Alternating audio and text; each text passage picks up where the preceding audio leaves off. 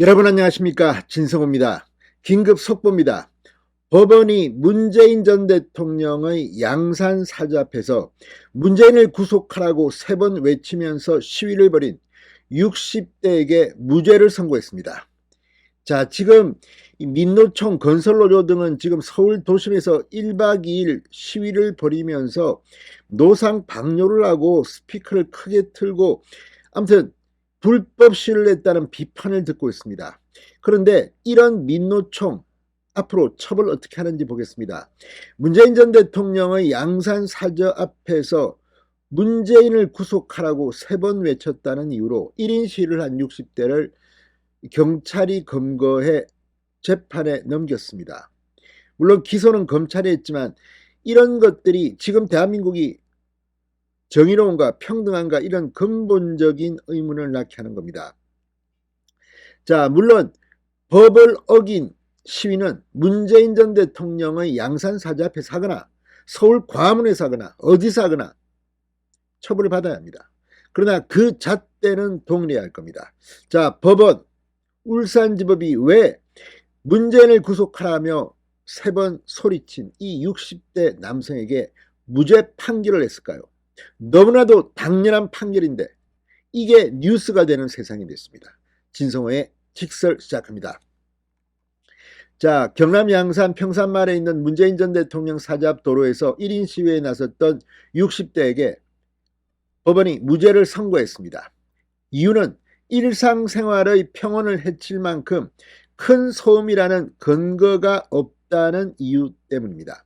자, 울산지법 형사 6단독 최희동 판사는 방금 전 경범죄처벌법 위반 혐의로 재판에 넘겨진 60대 A씨에게 무죄를 선고했습니다.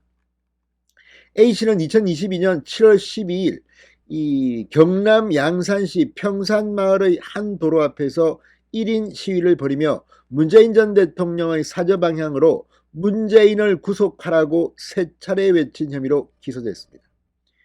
이게 지금 기소할 만한 이유입니까? 당시 현장에는 집회 신고를 한 다른 시위자들이 함께 소음을 유발한 것으로 알려졌습니다. 이에 마을 주민들이 시위 현장이 시끄럽다고 신고해 A씨를 비롯한 시위자들이 경찰 수사를 받았습니다. 서울도심의 시위는 어떻게 할 겁니까? 다시 한번 말합니다. 일벌백해야 될 겁니다. 경찰. 그동안 문재인 정권 눈치 보면서 민노총 했던 걸 생각하면 문재인 전 대통령 앞에서 이걸 가지고 지금 검찰에 송치하고 검찰이 기소했다는 것 자체가 넌센스가 아닌가 하는 생각이 듭니다. 법원은 사건 당시 현장을 촬영한 동영상 속에서 A씨가 확성기를 사용하지 않았고 사저와의 거리가 다소 먼 논밭 인근에서 시위를 벌인 점에 주목했습니다. 상당히 과학적입니다. 수사기관이 제출한 현장 영상에는 A씨가 확성기 없이 다소 큰 목소리로 외치는 모습, A씨 등 시위자가 사저와 마을주택으로부터 수십 미터 이상 떨어진 모습이 찍혀 있습니다. 최 판사는 시위 현장 특성상 이 비교적 소리가 용이하게 전달될 수 있었다고 하더라도 A씨가 큰 목소리로 외친 것이 법이 정한 소리를 지나치게 크게 낸 경우에 해당하거나 의사표현의 사유에 한계를 넘어 허용될 수 없는 행위라고 평가하기는 어렵다고 판시했습니다. 또 A씨의 목소리가 다른 집회 소음에 비해 더 시끄러웠다고 보기 어렵고 경찰이 당시 소음을 측정하지 않아 소음 정도를 알 수 있는 객관적 자료도 없다고 밝혔습니다. 무죄 판결을 받은 A씨는 재판부에 일간지 등의 무죄를 공시하길 원한다고 요청했습니다.